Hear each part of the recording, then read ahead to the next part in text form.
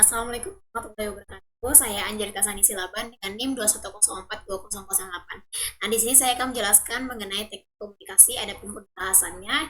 Ini merupakan bagian dari mata kuliah komunikasi dan advokasi kebijakan. Nah, ini pembahasannya itu pertama tentang persuasi, kampanye, dan publisitas.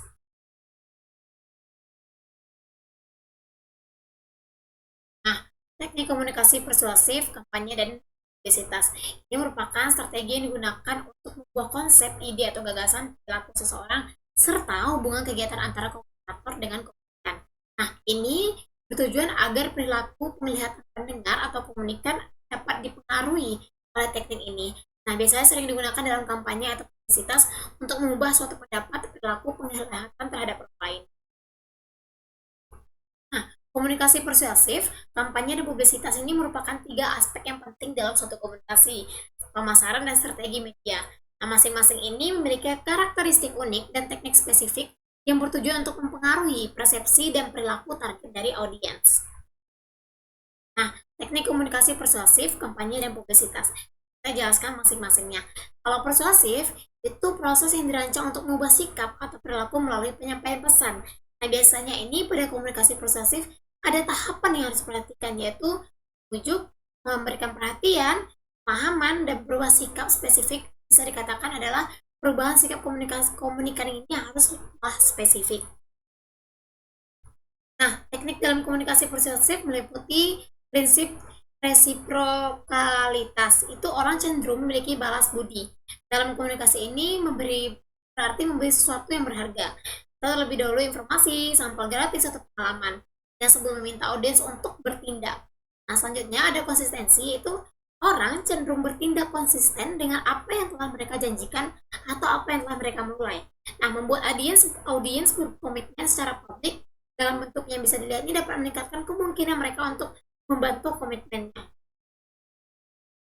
Nah, teknik dalam komunikasi persuasif seperti sosialisasi atau social proof itu melihat kepada perilaku orang lain untuk menentukan perilaku yang benar dalam situasi tertentu. Nah, ini untuk menunjukkan popularitas untuk penerimaan sosial produk atau ide yang meningkatkan peluang adopsi. Nah, selanjutnya ada menyukai. Nah, orang itu kan terpengaruh oleh orang-orang yang merasa disukai. Nah, ini membangun hubungan positif dan menggunakan influencer untuk memiliki koneksi baik dengan target audiens dan meningkatkan persuasinya. Nah, selanjutnya ada otoritas. Nah, orang itu akan cenderung mengikuti otoritas ahli atau menunjukkan keahlian yang menggunakan endorsement dari figur berwibawa untuk memperkuat pesan persuasif. Nah, selanjutnya kelangkaan. Dengan menunjukkan bahwa satu produk atau penawaran yang kita berikan itu langka, terbatas, atau limited edition, itu akan menciptakan rasa urgensi dan meningkatkan keinginan dari komunikannya. Nah, selanjutnya kita akan membahas mengenai kampanye. Kampanye itu merupakan serangkaian kegiatan yang direncanakan untuk mencapai tujuan spesifik, seringkali dalam jangka waktu yang tertentu. Nah, dalam konteks kampanye, beberapa langkah yang bisa dilakukan adalah pertama itu melakukan perencanaan. Ini untuk bagaimana kita bisa menentukan tujuan, target audiens, pesan utama, dan media apa yang akan kita gunakan. Yang kedua itu pengembangan pesan. Nah, ini dengan menciptakan pesan-pesan resonan dengan target audiens, itu akan memperhatikan nilai-nilai mereka dan akan mengkomunikasikan manfaat secara jelas. Selanjutnya ada pemilihan media. Nah, ini bisa katakan memilih kanal yang paling efektif untuk menjangkau target audiens, termasuk media sosial, televisi, radio, atau bahkan event-event yang besar. Nah, selanjutnya itu ada pelaksanaannya. Nah, menjalankan kampanye itu harus sesuai dengan rencana sambil terus memonitor respon dan melakukan penyesuaian jika diperlukan. Selanjutnya ada evaluasi, ini untuk mengukur hasil kampanye terhadap tujuan awal dan melakukan analisis untuk pelajaran di masa depan. Nah, yang masuk pada publisitas.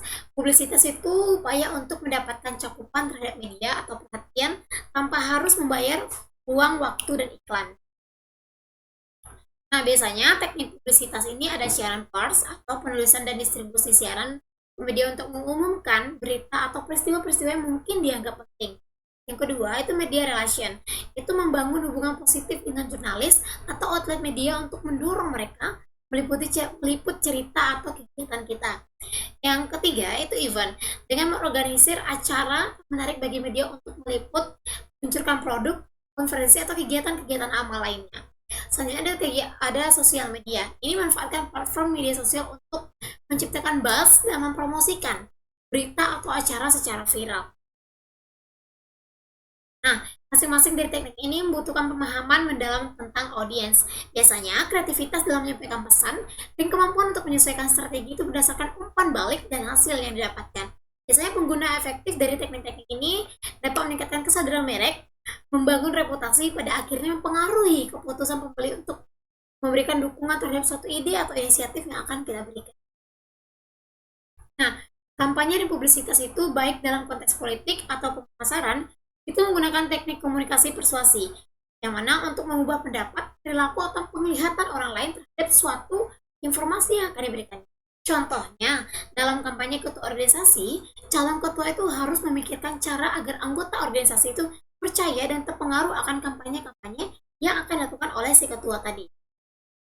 Nah, itulah merupakan penjelasan mengenai kelompok dari teknik-teknik dalam komunikasi yang saling berkaitan yang merupakan persuasi, kampanye, dan popularitas. Mungkin sekian dari saya. Kurang dan lebih saya mohon maaf. Assalamualaikum warahmatullahi wabarakatuh.